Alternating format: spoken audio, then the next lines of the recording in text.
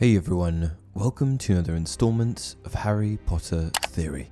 In this video, we're going to be discussing the Order of the Phoenix, Bellatrix Lestrange, the Battle of the Department of Mysteries, and the death of Harry's godfather, Sirius Black. The Battle of the Department of Mysteries was one of the most important in this series, as it catapulted tensions between the Death Eaters and the Order of the Phoenix. It served as one of the catalysts for the Second Wizarding War, and was the time when the lurking followers of Lord Voldemort revealed their true colours. Just moments after the Battle of the Department of Mysteries was the epic duel between Voldemort and Dumbledore, a moment in which the world, specifically Fudge, could no longer argue that the Dark Lord hadn't returned. However, perhaps the most notable aspect of this battle was the death of Harry's godfather, Sirius Black. Harry was probably closer to Sirius than anyone else.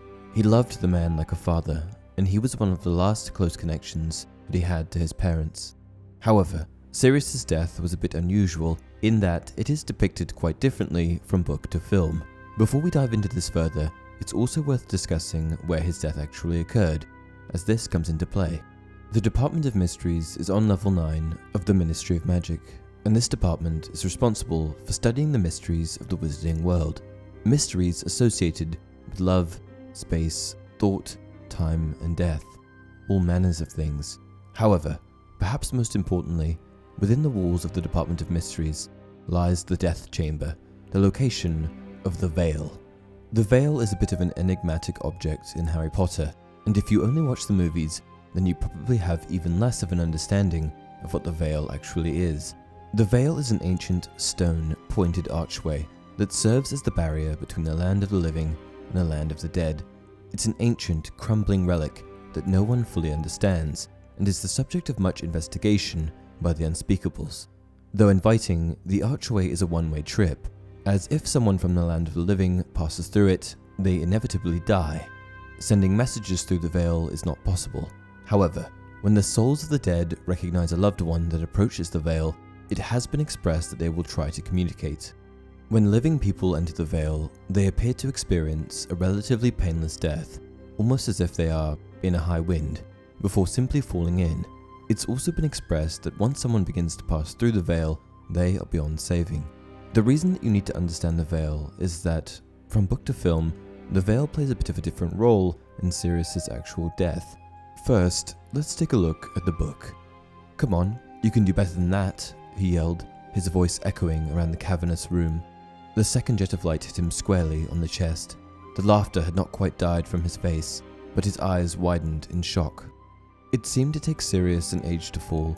His body curved in a graceful arc as he sank backwards through the ragged veil hanging from the arch.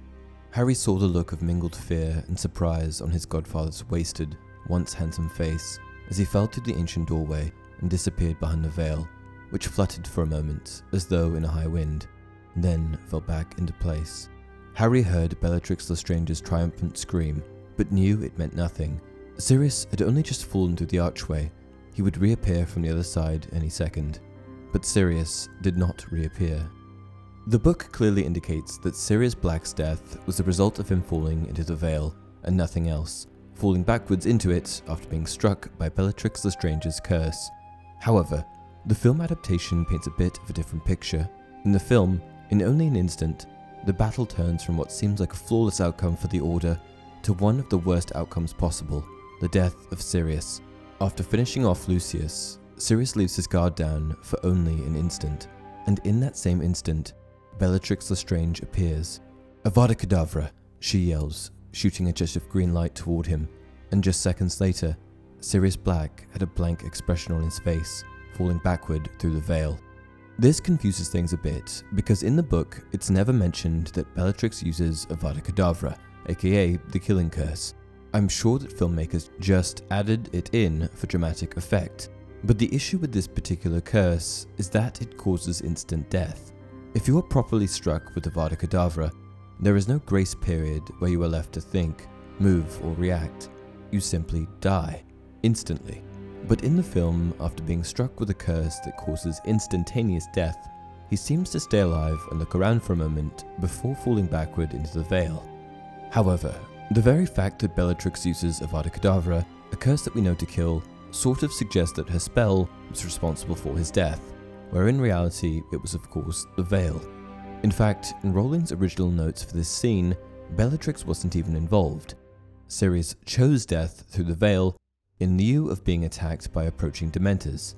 This confirms that the veil is capable of killing, and that Sirius was always meant to die by the veil. In reality, all Bellatrix's spell needed to do was push Sirius backward, and for this reason, I think that she most likely used some sort of stunning spell.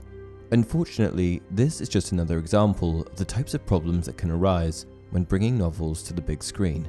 Sometimes, in an effort to create dramatic effect, the context of the original story is lost. So, I think that we can quite reasonably state that Sirius died after being hit by a stunning spell and falling into the veil. However, one thing that might be on your mind now is, what happened to Sirius? What happens to those who fall through the veil? He had reached the floor, his breath coming in searing gasps. Sirius must be just behind the curtain. Harry would pull him back out. But as he reached the ground and sprinted toward the dais, Lupin grabbed Harry around the chest, holding him back. "There's nothing you can do, Harry. Get him. Save him. He's only just gone through." "It's too late, Harry." "We can still reach him." Harry struggled hard and viciously, but Lupin would not let go. "There's nothing you can do, Harry. Nothing. He's gone." After falling through the veil, Sirius was dead. I don't think that you can argue that, though I have heard some try. He fell into a relic known to cause death inside of the Death Chamber, so I think that his fate is obvious. We can also confirm that Sirius did in fact die, because the shade of Sirius appears in the Forbidden Forest when Harry has the Resurrection Stone. A shade can only be produced when someone has truly died, like Harry's parents, and the fact that Sirius appears destroys any theory that he is somehow still alive. Harry said it as loudly as he could, with all the force he could muster. He did not want to sound afraid. The Resurrection Stone slipped from between his numb fingers, and out of the corner of his eyes, he saw his parents, Sirius and Lupin, vanish as he stepped forward into the firelight. One thing worth noting is that Sirius's soul was spared. It was never stripped of him like those who suffer their fate at the hands of the Dementors, and this means that his soul went on to the afterlife. Because the soul is immortal, in a way, Sirius was alive beyond the veil. And that's it for this video. Leave your comments down below. Until next time, it does not do to dwell on dreams and forget to live.